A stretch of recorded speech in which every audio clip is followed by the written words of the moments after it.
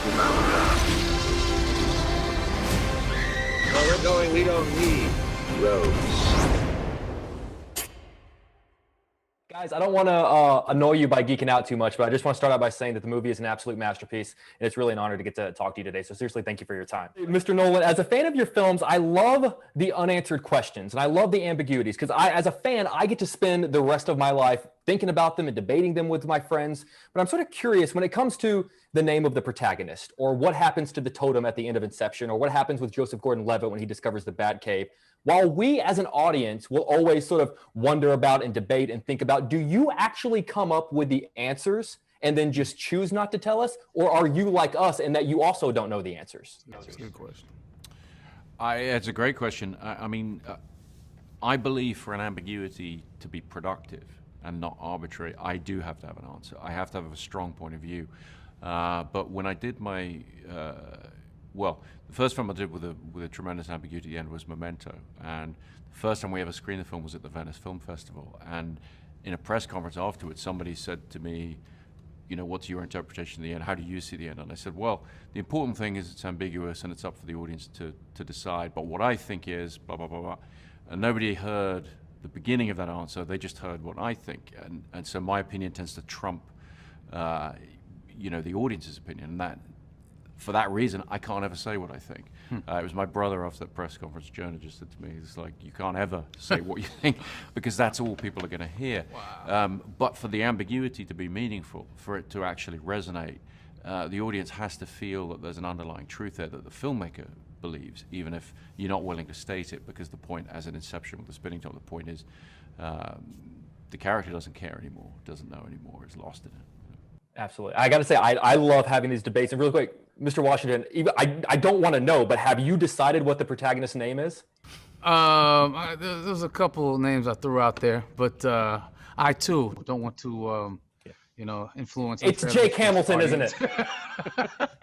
No. I knew it. I'm sort of curious about your journey as a filmmaker from idea to reality. Obviously, it's one thing to put pen to paper and come up with an idea to crash a plane into a building or have a fight take place in a hallway that's spinning or flip a truck right here in the streets of Chicago.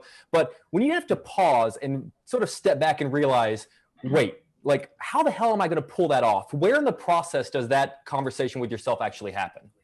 Well, you try and have that conversation as late as possible, because when you're working as a writer and you're just working with the words on the page where anything's possible, you don't want to start limiting yourself. And so for me, there's always that tension. As I start to write things on the page, the director in me starts starting to worry about it. I try to put that off as long as possible. Then when the words are on the page, I get my team around me. We start throwing around ideas to see what's possible, how this would happen, how that would happen. And it's reassuring to have a lot of friendly faces around you with a lot of experience of doing large-scale things. When there are rules that we as an audience need to understand and the characters in the film need to follow as well, I'm curious for both of you, Mr. Washington, how do you approach Mr. Nolan if there's something in regards to the rules that maybe you don't understand? And Mr. Nolan, what is your process of actually sitting down with your actors and explaining the rules and the mechanics of your worlds? Is there, for lack of a better word, a Tenet Bible or a rule book on set that you guys are able to crack open and flip through the pages and reference? I wasn't afraid to ask them the simplest questions, whatever it took just to get me in the right emotional place, to get my motivations accurate enough to do the scenes as they needed to be done. So I was unashamed. I put my pride to the side, especially for rules like this. So I asked them whatever I needed to. Yeah, but I think if you tried to write a Bible or tried to write a rule book, it would be way more confusing. I think so. It wouldn't work. Yeah. It's more about using the script as the guide.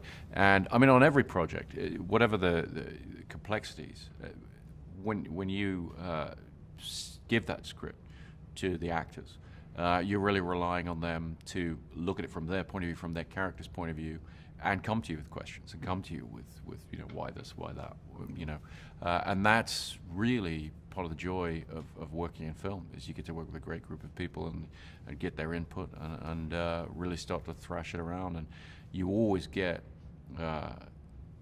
ideas, questions, problems that you didn't expect from an actor reading the script really with a point of view of, okay, what's the internal logic, how does this work for the character?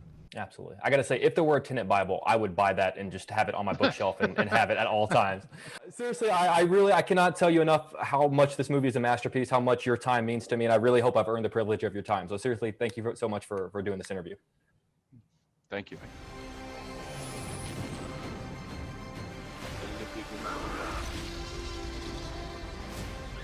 Where we're going, we don't need roads.